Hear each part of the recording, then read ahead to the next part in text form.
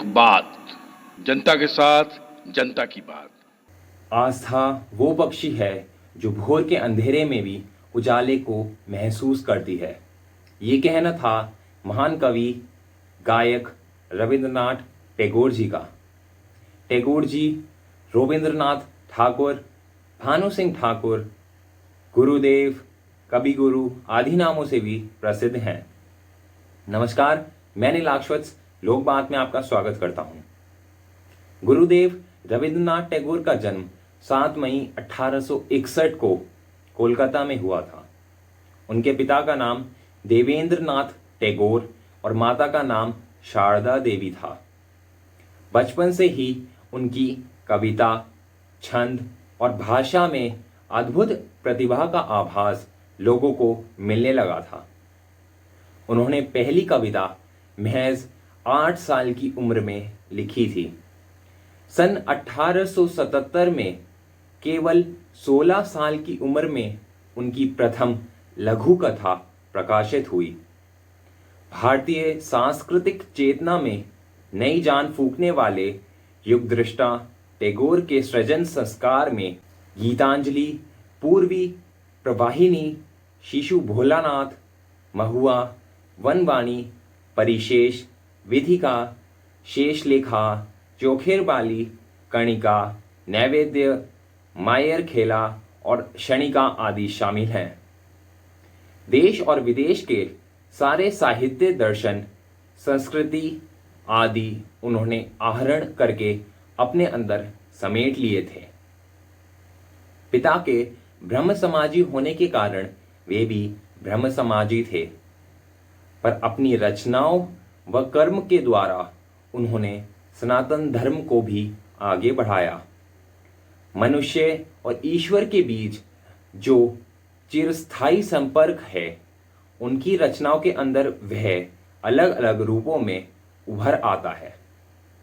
साहित्य की शायद ही ऐसी कोई शाखा हो जिनमें उनकी रचना ना हो।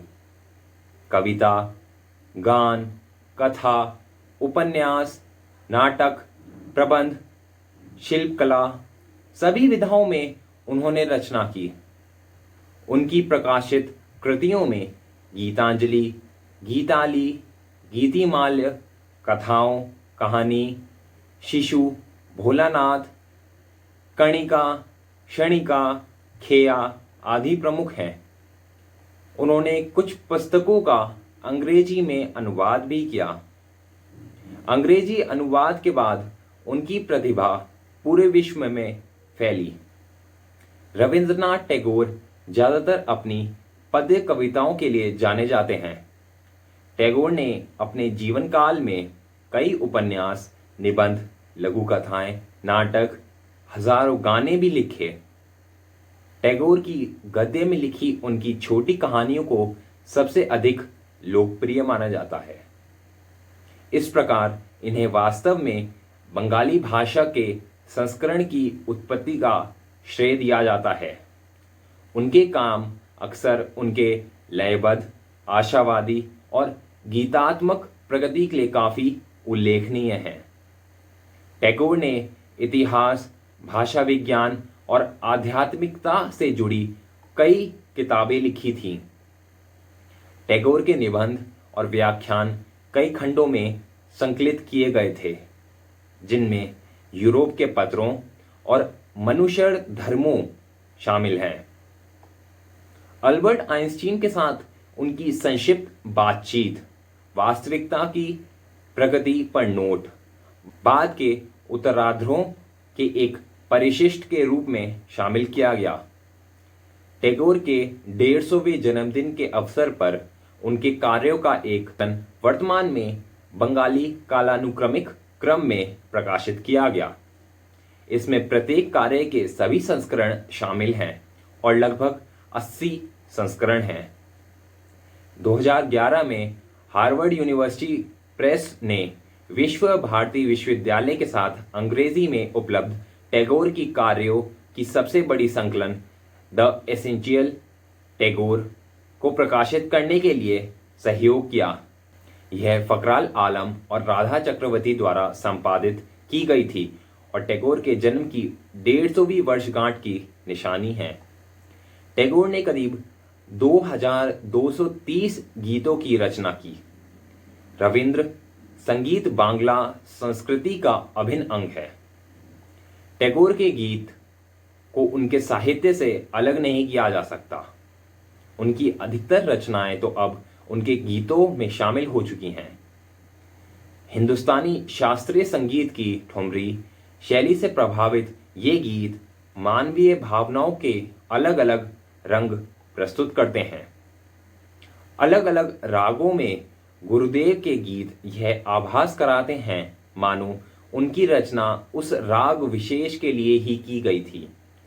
प्रकृति के प्रति गहरा लगाव रखने वाले यह प्रकृति प्रेमी ऐसा एकमात्र व्यक्ति हैं जिसने 2 देशों के लिए राष्ट्रगान लिखा। इनका लिखा जन गण मन भारत का तो अमार सोनार बांग्लादेश का राष्ट्रगान बना। श्रीलंका का राष्ट्रगान टैगोर के शिष्य आनंद समराकुन ने लिखा था। गुरुदेव ने जीवन के अंतिम दिनों में चित्र बनाना शुरू किया। इसमें युग का संशय, मोह, क्लांति और निराशा के स्वर प्रकट हुए। मनुष्य और ईश्वर के बीच जो चिरस्थायी संपर्क है उनकी रचनाओं में वह अलग रूपों में उभरकर सामने आया। टैगोर और महात्मा गांधी के बीच राष्ट्रीयता और मानवता को लेकर हमेशा वैचारिक मतभेद रहे। जहां गांधी पहले पायदान पर राष्ट्रवाद को रखते थे, वहीं टैगोर मानवता को राष्ट्रवाद से अधिक महत्व देते थे। लेकिन दोनों एक दूसरे का बहुत अधिक सम्मान करते थे। टैगोर ने गांधी जी को महात्मा का विशेषण दिया था।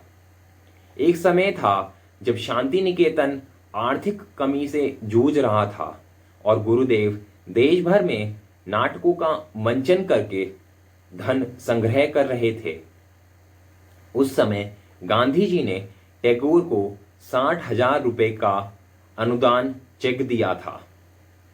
जीवन के अंतिम समय 7 अगस्त 1941 से कुछ समय पहले इलाज के लिए जब उन्हें शांति निकेतन से कोलकाता ले जाया जा रहा था तो उनकी नातिन ने कहा कि आपको मालूम है हमारे यहाँ नया पावर हाउस बन रहा है।